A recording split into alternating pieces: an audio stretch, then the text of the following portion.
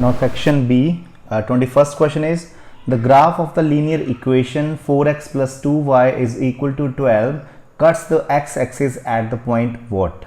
So देखिए किसी भी इक्वेशन का ग्राफ x एक्सिस को कहाँ काटता है उस टाइम पे हमें y को 0 भरना होता है, because you know on x axis the value of the y coordinate is always 0. सो यहाँ पे y को 0 भर दो, ठीक है. तो हमारे पास बन जाएगा 4x plus 2 into 0 is 0 is equal to 12. So x is equal to 3. So हमारा पॉइंट आ जाएगा 3,0, right. So first A option is correct. अगर ये क्वेश्चन होता कि it cuts the y axis at what point, तो on y axis we know x is always 0, तो वहां पे हम x 0 भर देते हैं, ठीक है. So 22nd question now. The length of the three sides of a triangular field are 40 meter, 24 meter and 32 meter respectively. So the area of the triangle is what? So here we can find the area of the triangle by Heron formula also, and if you see that these three sides are the Pythagorean triplet. अगर आप 40 का square करो वो किसके बराबर होगा? 24 के square plus 32 के स्क्वायर के सम के बराबर होगा. So this is Pythagorean triplet. You can imagine this, you can check this. So suppose this is 24, this is 32 and this is 40. Longest side is hypotenuse. ठीक है. तो हमारे पास दो ऑप्शन है.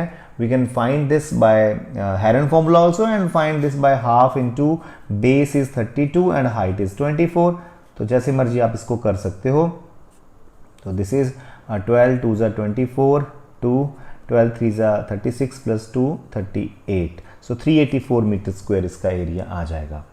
सो the area of the triangle formed by this line and the coordinate axis. So हमारे पास एक triangle है जो कि फॉर्म की गई है इस लाइन के द्वारा और तो दोनों axis x axis and y axis. तो सबसे पहले हम इस लाइन को ड्रॉ करते हैं ग्राफ के ऊपर रफली, बिकॉज दिस इज MCQ. सो हमें यहाँ पे फटाफट इसको ड्रॉ करना होगा. सो ये है. चलिए हम सबसे पहले x को 0 भरते हैं. एक टेबल बना लेते हैं यहाँ पे इसकी सॉल्यूशंस का टेबल है ना. सो हम x को 0 भर देते हैं. x को 0 भरा तो 5y is equal to 10, y आ गया 2. अब y को 0 भर देते हैं. तो अगर मैं y को 0 भरूंगा तो x आ जाएगा हमारे पास, y को 0 भरा x आ गया 10/2, 5 आ जाएगा.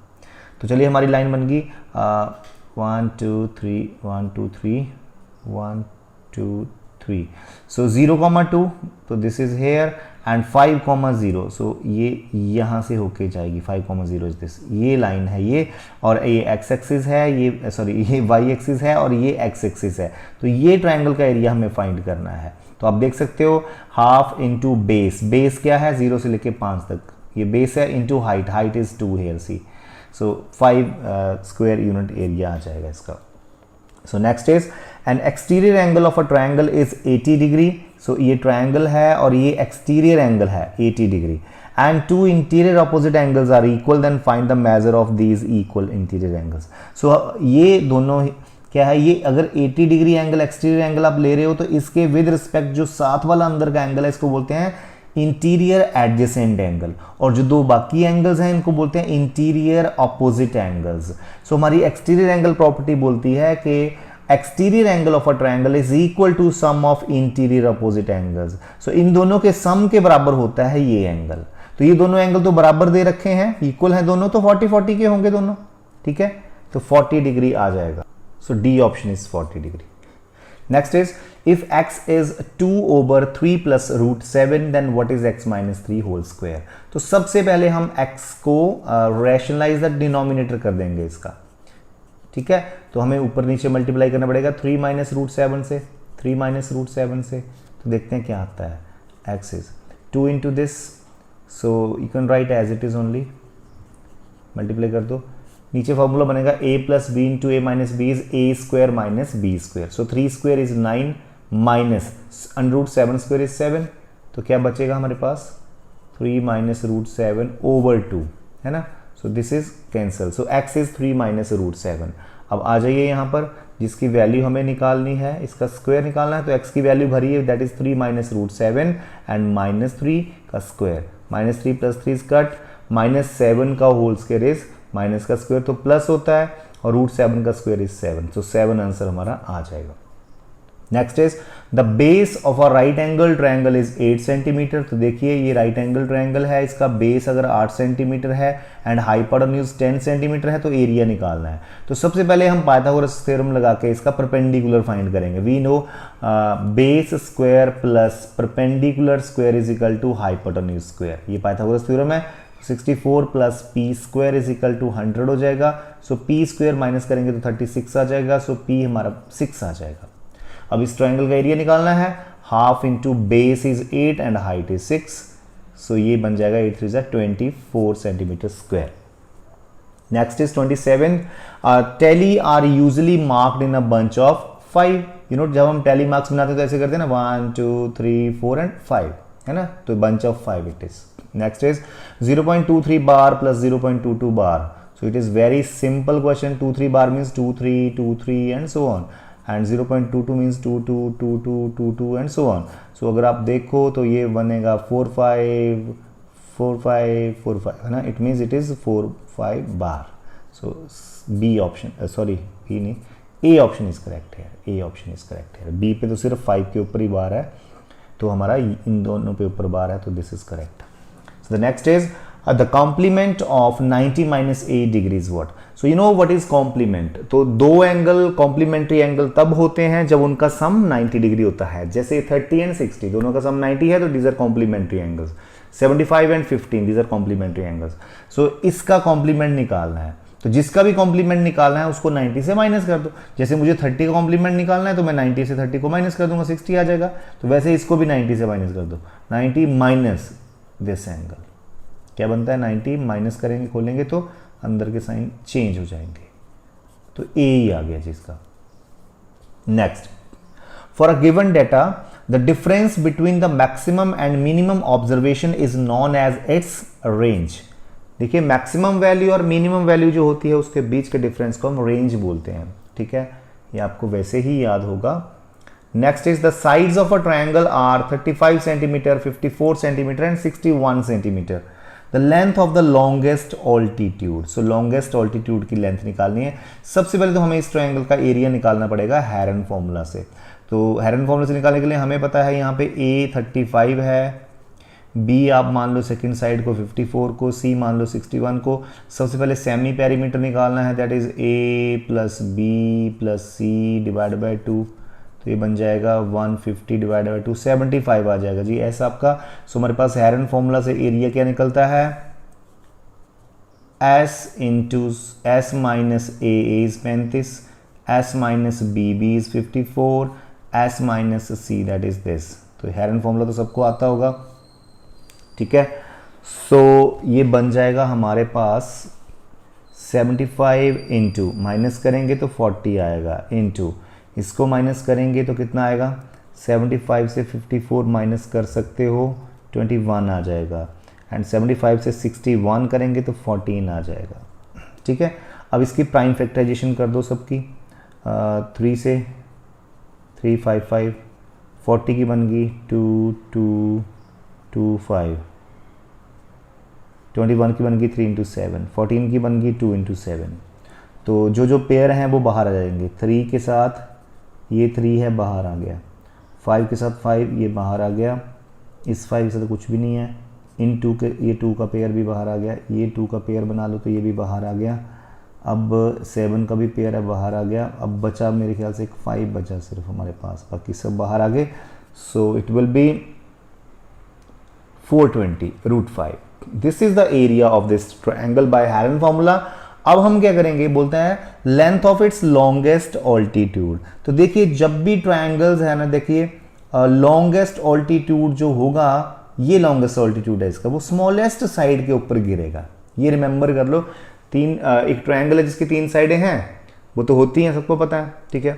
जो स्मॉलेस्ट साइड होगी उसके ऊपर जो परपेंडिकुलर आएगा वो सबसे बड़ा परपेंडिकुलर होता है, ठीक है। तो स्मॉलेस्ट साइड क्या है यहाँ पे 61, तो this is the biggest perpendicular, ठीक है। तो इसका ट्रायंगल का एरिया हम ऐसे निकालेंगे, half into base is 61, height is h which we are to find out this, is equal to this 420 √5, वो तो हमें एरिया पता है। तो h इज इक्वल टू 420 √5, ये 2 ऊपर चला जाएगा, and this 61 will come down here. So अब हम करेंगे cancellation.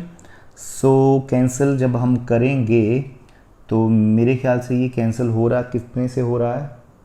Sorry, we have taken 61, smallest side is 35 here, not 61, so it is wrongly taken by us 35। ठीक है, सो 35 से कटिंग कर सकते हैं। 37 5 जा 7 60 जा 5 1 जा 5 12 जा, सो 12 2 जा 24 √5 आ जाएगा।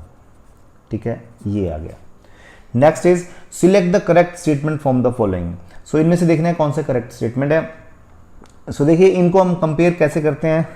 We have a cross multiplication method to compare these. How? See here 35, इन दोनों का प्रोडक्ट ले लो, इन दोनों का प्रोडक्ट ले लो, तो बन गया 7 5 जा 35 इज ग्रेटर देन 9 4 जा 36।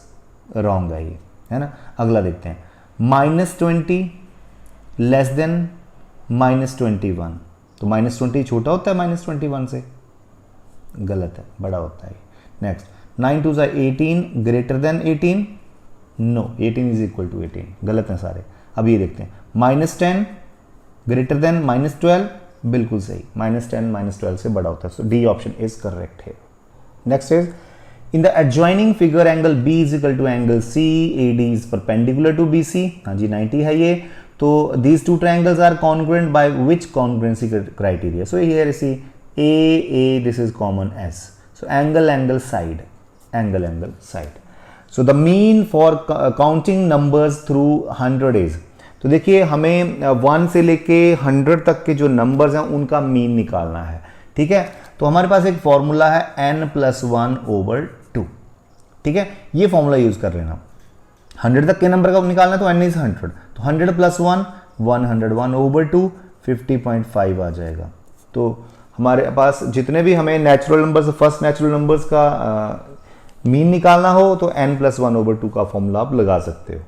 Next is PQ is parallel to RS, so these two lines are parallel and this angle is 70 degree, this is 20 degree, we need to find out x। तो देखिए ये 70 है तो ये भी 70 होगा R angle, because these are corresponding angles. अब देखिए इस ट्रायंगल के लिए ये एक्सटीरियर एंगल है 70, तो we know exterior angle is equal to sum of two interior opposite angles, तो इन दोनों के सम के बराबर होगा 70। तो 20 प्लस क्या करें कि 70 आ जाए 50।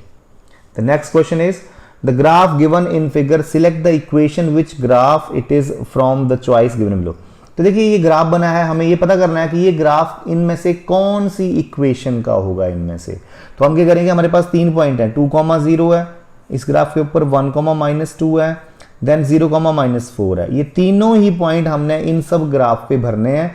जैसे x को 2 भरा, y को 0 भरा, तो देखो सेटिस्फाई कर रहा है कि नहीं कर रहा है। तो सारे ये तीनों पॉइंट्स भरने हैं यहाँ पर, और जहां पे ये सेटिस्फाई कर लेगा, दोनों साइड इक्वेशंस बराबर आ जाएंगी दोनों साइड, तो वो हमारा इक्वेशंस बन जाएगी। तो इसमें हमने चेक करा कि सी पे जाएगा। ये देख लो, x को 2 भरो, y को 0 भर दिया, x को 2 भरो, 2 2 जा 4, 4 - 4 0, देखो बराबर आ गया। दूसरा चेक करते हैं, 1,-2, x को 1 भरो, y को -2, तो y इज -2, x को 1 भरो तो 2 - 4, तो -2 इज इक्वल टू -2, करेक्ट हो गया।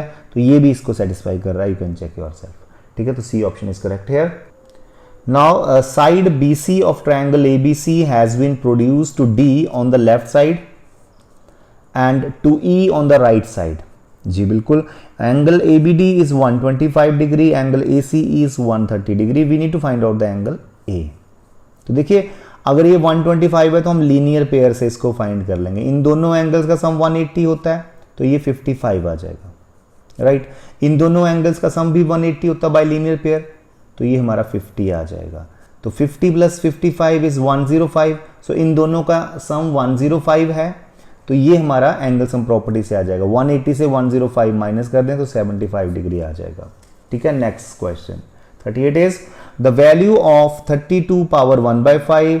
तो सबसे पहले हम 32 को लिख देंगे 2 पावर 5, और 1/5 तो ऑलरेडी है, plus something power 0 is 1 only, anything power 0 is 1, plus हम 64 को लिखेंगे 8 स्क्वायर, एंड 1/2 तो ऑलरेडी है, 2 से 2 कैंसिल, 5 से 5 कैंसिल, सो बन गया 2 + 1 + 8, सो 11 आंसर आ जाएगा। Next is to draw a histogram to represent the following frequency distribution. Class intervals हैं ये फ्रीक्वेंसीज हैं। The adjusted frequency for the class interval 25 to 45 is what. तो देखिए जब हमारे पास क्लास साइजेस डिफरेंट होते हैं, यहाँ पे क्लास साइज 5 का है, यहाँ पे क्लास साइज माइनस करो इनको 10 का है, यहाँ पे 10 का है, यहाँ पे 20 का है, यहाँ पे 30 का है।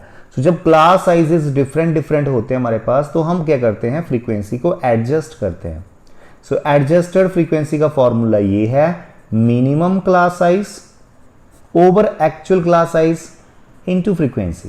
तो देखिए हमें इस इंटरवल की एडजस्टेड फ्रीक्वेंसी फाइंड करनी है इसकी। तो सबके लिए मिनिमम क्लास साइज अगर आप देखो तो 5 का मिनिमम है सब में, तो मिनिमम क्लास साइज तो 5 हो गया। इसका अपना क्लास साइज, क्योंकि इसके बारे में हमें पूछा गया, तो इसका 20 है, इनटू फ्रीक्वेंसी कितनी है इसकी, 8 है। तो 5 1 जा 5 4 जा 4 1 जा 4 2 जा, सो 2 आंसर आ जाएगा इसका। Now the last question is a grouped frequency distribution table with class intervals of equal size using 3 to 5 where 5 is also included, याद रखना 5 भी included means 3 4 5 इसमें आएंगे। okay, as one of the class intervals is constructed for the following data, the frequency of 3 to 5 is what। तो देखो 3 to 5 कितनी जगहों पे है, यहाँ पे 3 4 5 देखना हमने, 1 2 3 3 4 5 है ना, 3 4 5 4 5 6 7 8 9 10 11, so 11 is the correct answer here. So this is your section B. So in the next video, this is section C will be discussed. Thank you so much.